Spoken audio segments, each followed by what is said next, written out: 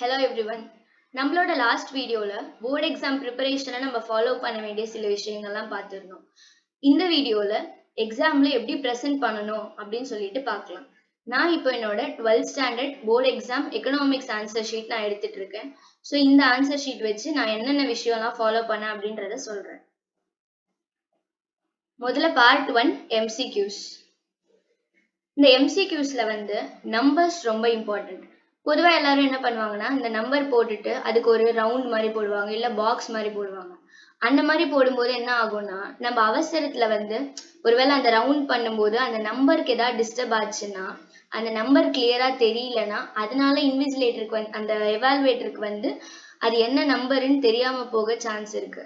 So அந்த number எப்பயுமே அந்த எதுவுமே டிஸ்டர்ப் பண்ணாம வெறும் டாட் மட்டும் வைக்கிறது எப்பயுமே அட்வைசபிள். நம்பர்ஸ் எப்பயுமே நீட்டா அலைன் ஆயிருந்ததுன்னா பார்க்க நல்லா இருக்கும். இந்த எம்சிக்யூஸ்ல பொதுவா நிறைய பேர் என்ன கேட்பாங்கன்னா, இந்த நம்பர் போட்டு இந்த ஆப்ஷன் மட்டும் எழுதினா பத்தாதா, எடுத்து எழுதணுமா ஆன்சரை அப்படின்னு சொல்லிட்டு கேட்பாங்க. கண்டிப்பா எடுத்து எழுதணும். ஏன்னு கேட்டீங்கன்னா, ஒருவேளை இது நம்மளுக்கு ஒரு டபுள் செக் மாதிரி இருக்கும். ஒருவேளை இந்த ஆப்ஷன் ஏதாவது தப்பா எழுதியிருந்தாலும் நம்ம அந்த ஆன்சர் எடுத்து எழுதும்போது நம்ம கான்சியஸா இருப்போம். நம்ம கரெக்டா தான் எழுதுறோமா, இதுக்கான கரெக்டான ஆன்சர் தானா அப்படின்னு சொல்லிட்டு நம்மளுக்கு ஒரு டபுள் செக்கா இருக்கும் ஒண்ணு. இன்னொன்னு நம்ம வெறும் அந்த கொஸ்டின் நம்பர் எழுதி அந்த ஆப்ஷன் மட்டும் எழுதினோம்னா அந்த பேப்பர் எவாலுவேட்டருக்கு இதை எடுத்து கூட எழுத முடியாதா அப்படின்னு சொல்லிட்டு நம்மளை பத்தி ஒரு ராங் இம்ப்ரெஷன் கிரியேட் ஆகிறதுக்கு நம்மளே ஒரு இது பண்ற மாதிரி ஆயிடும். ஸோ நம்மளே நம்மளுக்கு மார்க்ஸ் குறைச்சிக்கிற மாதிரி ஆயிடும். அதனால நம்ம தப்பான இம்ப்ரெஷன் கிரியேட் பண்ணிக்கிற மாதிரி ஆயிடும். அதனால எப்பயுமே அந்த ஆப்ஷன் எழுதி ஆன்சரையும் எடுத்து எழுதணும். அடுத்தது பார்ட் 2. இதுல எனக்கு கேட்ட கொஸ்டின் டிஃபைன் இன்ஃப்ளேஷன் அப்படின்னு சொல்லிட்டு. நான் ஒரு டெஃபினிஷன் எழுதினா போதும். ஆனா சேஃபர் சைடுக்கு ஒரு 2-3 எழுதியிருப்பேன். ஏன் அப்படின்னு கேட்டீங்கன்னா, ஒருவேளை இந்த டெஃபினிஷன்ல ஏதாவது ஒரு தப்பு பண்ணியிருந்தாலும் இன்னொன்னு கரெக்டா இருந்ததுன்னா நம்மளுக்கு மார்க்ஸ் வரும். ஸோ மார்க்ஸ் லூஸ் ஆகாது. அது ஒரு விஷயம். இன்னொன்னு இந்த மாதிரி டெஃபினிஷன்ஸ் நம்ம படிக்கும்பொழுதே கஷ்டப்படாம என்ன பண்ணிடணும்னா இருக்கிற ஒரு 2-3 டெஃபினிஷன்ஸ் என்ன இருக்கோ அது எல்லாத்தையுமே படிக்க ட்ரை பண்ணணும். ஏன்னு கேட்டீங்கன்னா, இப்ப இந்த இடத்துல எனக்கு டிஃபைன் இன்ஃப்ளேஷன் அப்படின்னு கேட்டிருந்தாங்க. ஒருவேளை define inflation in the words of Milton Friedman அப்படின்னு கேட்டா நான் இதெல்லாம் எழுத முடியாது. வெறும் மில்டன் ஃப்ரிட்மன் என்ன சொல்லியிருக்காரோ அந்த டெஃபினிஷன் தான் நான் எழுதணும். ஸோ நம்ம எப்பயுமே வேர்ஸ்ட் கேஸ்க்கு ப்ரிப்பேர்டா இருக்கணும்.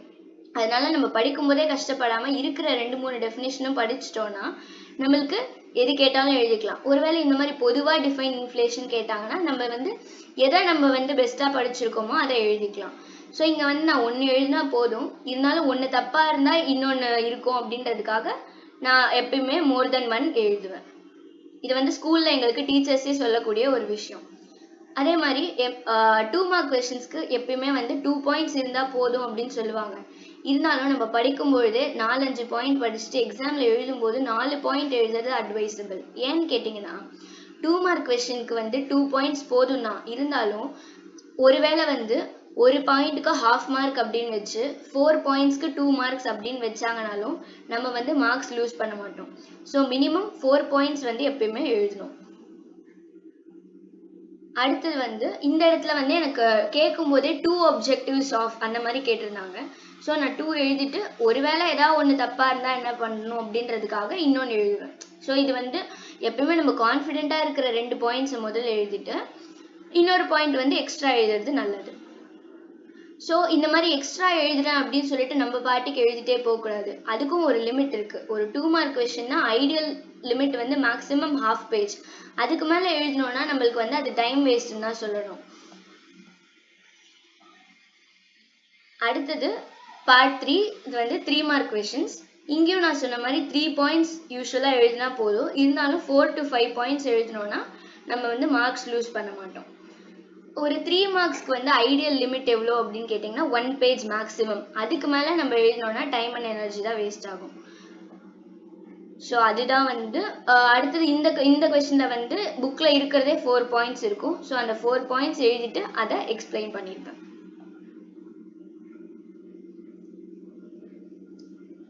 பொதுவாக ஸ்டூடெண்ட்ஸ் கேட்கறது என்னன்னா, நம்ம ஒரு இப்போ எக்ஸாம்பிளுக்கு 2 மார்க்ஸ் எழுதிட்டு இருக்கோம், பார்ட் 2 எழுதிட்டு இருக்கோம்.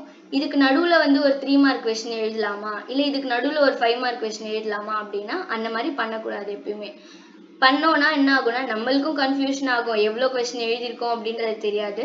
பேப்பர் எவாலுவேட் பண்றவங்களுக்கும் வந்து அது வந்து கன்ஃபியூஷன் அரைஸ் பண்ணும். அதனால எப்பயுமே ஒரு பார்ட் ஒரு செக்ஷன் எடுத்தோம்னா அதுல இருக்கிற ஃபுல் கொஸ்டின்ஸை முடிச்சுட்டு அதுக்கப்புறம் அடுத்த செக்ஷனுக்கு போறது அட்வைசபிள். அந்த செக்ஷனுக்குள்ள நீங்க நம்பர்ஸை வந்து அந்த ஆர்டரா போகணுன்றது அவசியம் கிடையாது, மாத்தி எழுதிக்கலாம். பட் அந்த கொஸ்டின் நம்பரை வந்து கரெக்டா மென்ஷன் பண்ணணும். ஸோ இது வரைக்கும் 3 மார்க்ஸ் முடிஞ்சிருச்சு. இது வந்து பார்ட் 4. இது 5 மார்க்ஸ் கொஸ்டின். 5 மார்க்ஸ்க்கு மேக்ஸிமம் எவ்வளோ எழுதலாம் அப்படின்னு கேட்டிங்கன்னா 2 pages. ஸோ அதுக்கு மேலே எழுதணும்னு அவசியம் கிடையாது. இப்போ இதுல வந்து 5 மார்க்ஸ் வந்து மோஸ்ட்லி எஸ்ஏ டைப் இருக்கும். 2 மார்க்ஸ் அண்ட் 3 மார்க்ஸ்ல நம்ம மோஸ்ட்லி நம்மளுக்கு ஃபுல் மார்க்ஸ் கொடுத்துருவாங்க. பட் ஸ்டூடெண்ட்ஸ் மார்க்ஸ் லூஸ் பண்றது எங்கன்னு கேட்டிங்கன்னா இந்த 5 மார்க்ஸ்ல தான். அப்போ இந்த 5 மார்க்ஸ் வந்து நம்ம எப்படி பெஸ்டா ப்ரெசென்ட் பண்ணோம் அப்படின்னு சொல்லிட்டு பார்க்கணும். இப்போ இந்த இடத்துல வந்து எனக்கு டைப்ஸ் ஆஃப் அன்எம்ப்ளாய்மெண்ட் அப்படின்னு கேட்டிருக்காங்க. ஃபர்ஸ்ட் கொஸ்டின் நம்பர் எழுதிட்டு அந்த சப் ஏ ஆர் பி என்னன்னு சொல்லிட்டு அந்த நம்பரை மென்ஷன் பண்ணிட்டு அன்எம்ப்ளாய்மெண்ட்னா என்ன அப்படின்றத ஃபர்ஸ்ட் ஒரு 3-4 லைன்ஸ் மேக்ஸிமம் அதை எழுதிட்டு அடுத்தது இந்த டைப்ஸ் ஆஃப் அன்எம்ப்ளாய்மெண்ட் அப்படின்னு ஹெட்டிங். நீங்க முதல்ல இருந்தே கவனிச்சிங்கன்னா எல்லா கொஸ்டின்லயும் நான் வந்து ஹெட்டிங் கொடுத்துருப்பேன். ஃபார் எக்ஸாம்பிள் இங்க வந்து இம்பார்ட்டன்ஸ் ஆஃப் நேஷனல் இன்கம் அப்படின்னு சொல்லிட்டு அந்த கொஸ்டின் என்ன கேட்டிருக்காங்களோ அதை எடுத்து அப்படியே நம்ம ஒரு ஹெட்டிங் மாதிரி கொடுத்துட்டு ப்ரெசென்ட் பண்ணோம். ஏன்னு கேட்டிங்கன்னா நம்மளும் வந்து என்ன எழுதுறோம் அப்படின்றது கான்சியஸாக இருப்போம் ஒன்று. இன்னொன்று அதை எவால்வேட் பண்ணுறவங்களுக்கும் ஈஸியாக இருக்கும். நம்ம நிறைய எழுதிட்டே போகும்போது அவங்களுக்கும் வந்து அடுத்தடுத்து என்னன்னு சொல்லிட்டு அந்த ஹெட்டிங் வச்சு பார்க்க வந்து ஈஸியாக இருக்கும் பேப்பர் எவால்வேட் பண்ணுறவங்களுக்கு. அடுத்தது இந்த இடத்துல வந்து டைப்ஸ் ஆஃப் அன்எம்ப்ளாய்மெண்ட் அப்படின்னு போட்டுட்டு நான் எல்லாத்தையுமே ஃபர்ஸ்ட் லிஸ்ட் பண்ணி ஒரு பாக்ஸ் மாதிரி கொடுத்துருப்பேன். இந்த எஸ்ஏ பொறுத்த வரைக்கும் எப்படி எழுதலாம்னா 5 மார்க்ஸ் கொஸ்டின் ஃபர்ஸ்ட் வந்து எல்லாத்தையுமே லிஸ்ட் பண்ணிட்டு எல்லாத்தையுமே ஒரு 2 லைன்ஸ் எக்ஸ்பிளைன் பண்ணலாம். அப்படி இல்லைன்னா எல்லாத்தையுமே லிஸ்ட் பண்ணிட்டு 5 மார்க்ஸ்ன்றதால ஒரு 5 டைப்ஸ் மட்டும் எக்ஸ்பிளைன் பண்ணலாம். ஸோ உங்களுக்கு அந்த கொஸ்டினுக்கு ஏற்ற மாதிரி இப்போ இந்த இதில் வந்து நான் வந்து 5 டைப்ஸை வந்து எக்ஸ்பிளைன் பண்ணியிருப்பேன். அதே மாதிரி அடுத்த கொஸ்டினுக்கும் காசஸ் ஆஃப் இன்ஃப்ளேஷன் அப்படின்னு கேட்டாங்கன்னா என்னென்ன காசஸ் அப்படின்றத ஃபுல்லாக லிஸ்ட் பண்ணிட்டு அடுத்தது ஒவ்வொரு பாயிண்டா எக்ஸ்பிளைன் பண்ணியிருப்பேன். ஏன் இந்த மாதிரி பண்றோம் அப்படின்னு கேட்டிங்கன்னா ஒன்று வந்து நம்ம பாயிண்ட்ஸ் வந்து மறக்காம இருப்போம். ஒரு எஸ்ஏ கொஸ்டின் அப்படின்னு எடுக்கும் பொழுது நம்ம நிறைய எழுதிட்டே போகும்போது இதுக்கு அடுத்தது என்ன பாயிண்ட் அப்படின்னு சொல்லிட்டு நம்ம மறந்துடாம இருப்போம். ஒன்று ஃபர்ஸ்டே எழுதி அதுக்கு அழகா ஒரு பாக்ஸ் போட்டோம்னா பார்க்க நீட்டா இருக்கும், நம்மளும் மறக்காம இருப்போம். அது ஒரு பாயிண்ட். இன்னொன்று வந்து அதை எவால்வேட் பண்றவங்களுக்கும் அது ஈஸியா இருக்கும், பார்த்த உடனே எல்லாத்தையுமே லிஸ்ட் பண்ணியிருக்கோம். நான் சம்டைம்ஸ் என்ன ஆகும்னு கேட்டிங்கன்னா what are the causes of inflation அப்படின்னு கேட்டாங்கன்னா இதுக்கு மட்டுமே 5 மார்க்ஸ் கொடுப்பாங்க. அதனால எல்லா பாயிண்ட்ஸுமே லிஸ்ட் பண்றது வந்து ரொம்ப இம்பார்ட்டன்ட். அதுக்கப்புறம் எக்ஸ்பிளைன் பண்றது நீங்க 5 பாயிண்ட்டை வந்து டீட்டெயிலாக எக்ஸ்பிளைன் பண்ணலாம், இல்லைன்னா எல்லா பாயிண்ட்ஸ்லயும் வந்து 2 லைன்ஸ் எக்ஸ்பிளைன் பண்ணலாம். ஸோ அந்த மாதிரி அந்த அந்த கொஸ்டின் என்ன கேட்டிருக்காங்களோ அதுக்கேற்ற மாதிரி. ஸோ இப்போ வந்து வாட் அப்படின்னு கேட்டாங்கன்னா பொதுவாக அந்த லிஸ்ட் பண்ணுறதே சஃபிஷியண்ட்டாக இருக்கும். எக்ஸ்பிளைன் அப்படின்னு கேட்டாங்கன்னா லிஸ்ட் பண்ணிட்டு அந்த எக்ஸ்பிளனேஷனை எதிர்பார்ப்பாங்க. ஸோ அந்த எக்ஸ்பிளனேஷனில் நம்ம வந்து கான்ஷியஸாக இருக்கணும்.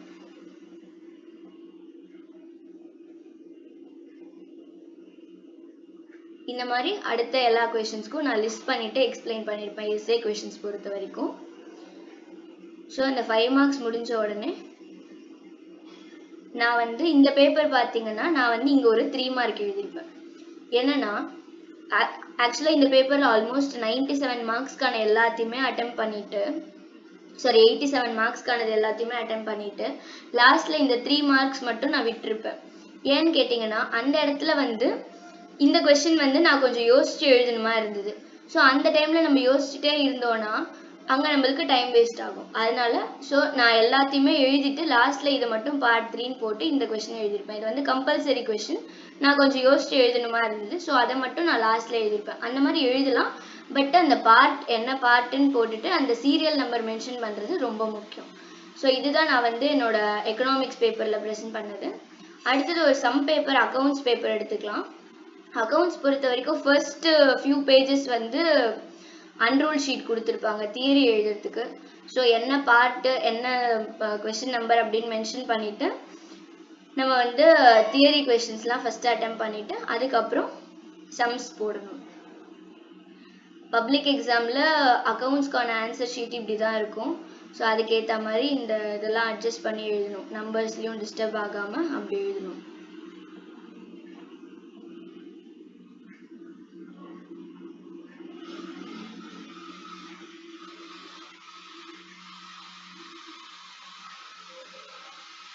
அதே மாதிரி பொதுவாக ஸ்டூடெண்ட்ஸ்க்கு இருக்க ஒரு டவுட் என்னன்னா, நம்ம எக்ஸாமில் ஸ்ட்ரைக் அவுட் பண்ணி எழுதலாமா, அடித்து எழுதலாமா அப்படின்னு சொல்லிட்டு எல்லா டீச்சர்ஸும் என்ன சொல்லுவாங்க, அடித்து எழுதக்கூடாது அப்படின்னு சொல்லுவாங்க. எழுதலாமா அப்படின்னு கேட்டிங்கன்னா கண்டிப்பாக எழுதக்கூடாதுன்னு தான் நானும் சொல்லுவேன். ஏன் அப்படின்னா, அடித்து எழுதுறது தப்பு இல்லை. ஆனால் அந்த பேப்பர் எவாலுவேட் பண்ணுறவங்களுக்கு என்ன ஒரு இம்ப்ரெஷன் கிரியேட் ஆகும்னா, நம்ம அடிக்கடி அடித்து எழுதினோன்னா இந்த ஸ்டூடெண்ட் வந்து ஆன்சர்ஸில் கான்ஃபிடென்ட்டாக இல்லை அப்படின்னு ஒரு இம்ப்ரெஷன் கிரியேட் ஆகும். இன்னொன்று, நம்ம சும்மா அடித்து எழுதும்போது நம்மளுக்கு அது டைம் வேஸ்ட் ஆகும். ஸோ கண்டிப்பாக எப்பயுமே அடித்து எழுதக்கூடாது. எப்போ வந்து நம்ம அடித்து எழுதாமல் இந்த சம்ஸ்லாம் போட முடியும் அப்படின்னு கேட்டிங்கன்னா, நம்ம நிறைய ஒர்க் அவுட் பண்ணி ப்ராக்டிஸ் பண்ணும்போது தான் நம்மளுக்கு அது கரெக்டாக வரும். அடுத்தடுத்த ஸ்டெப் வந்து தப்பு பண்ணாமல் நீட்டாக எழுத வரும். ஸோ அதனால தியரி பேப்பர் ஆகட்டும், சம் பேப்பர் ஆகட்டும், நிறைய ப்ராக்டிஸ் பண்ணி பார்த்தோன்னா தான் நம்மளுக்கு அந்த எக்ஸாமில் ப்ரெசன்டேஷன் அழகாக வரும். நான் இந்த இடத்துல மட்டும் நான் அடித்து எழுதியிருப்பேன். ஆக்சுவலாக இந்த 44A விட B நான் வந்து கான்ஃபிடென்ட்டாக இருந்தேன்றதால நான் இதை அட்டன் பண்ணேன். இருந்தாலும் ஆக்சுவலாக இதை அடித்து எழுதக்கூடாது தான். பட் நான் இந்த ஒரு இடத்துல அடித்து எழுதியிருப்பேன். ஸோ அடித்து எழுதுறது தப்பு கிடையாது. பட் அவாய்ட் பண்ணணும். அதுதான் டீச்சர்ஸும் சொல்கிறது. ஸோ இந்த மாதிரி என்னோட அக்கௌண்ட்ஸ் பேப்பரில் நான் ப்ரெசென்ட் பண்ணியிருக்கேன். அடுத்தது சம் பேப்பர் பிஸ்னஸ் மார்க்ஸ் பொறுத்த வரைக்கும் இந்த மாதிரி ஃபைனல் ஆன்சர் ஹைலைட் பண்ணோன்னா பார்க்கறதுக்கு நீட்டாக இருக்கும். அந்த பேப்பர் எவாலுவேட் பண்ணுறவங்களுக்கு ஃபைனல் ஆன்சர் பார்த்தோன்னே ஈஸியாக இருக்கும் அவங்க எவாலுவேட் பண்ணும்போது. அதே மாதிரி நம்ம இம்பார்ட்டண்ட்டாக இருக்கிற இந்த ஃபார்முலா அந்த மாதிரி விஷயங்களெல்லாம் ஹைலைட் பண்ணோன்னா பேப்பரும் வந்து பார்க்க நீட்டாக இருக்கும். காமர்ஸ்லையும் நான் எக்கனாமிக்ஸில் என்ன பண்ணனோ அதே விஷயம் தான் ஃபாலோ பண்ணியிருப்பேன்.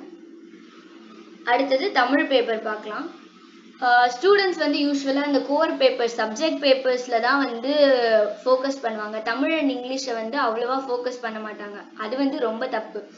நம்ம டோட்டல் பூஸ்ட் பண்ணுறது, நம்ம டோட்டல் வந்து நல்ல ஸ்கோர் பண்ணணும், நல்ல ரேங்க் வாங்கணும் அப்படின்னு நினச்சோன்னா லாங்குவேஜ் பேப்பர்ஸும் ரொம்ப இம்பார்ட்டன்ட்.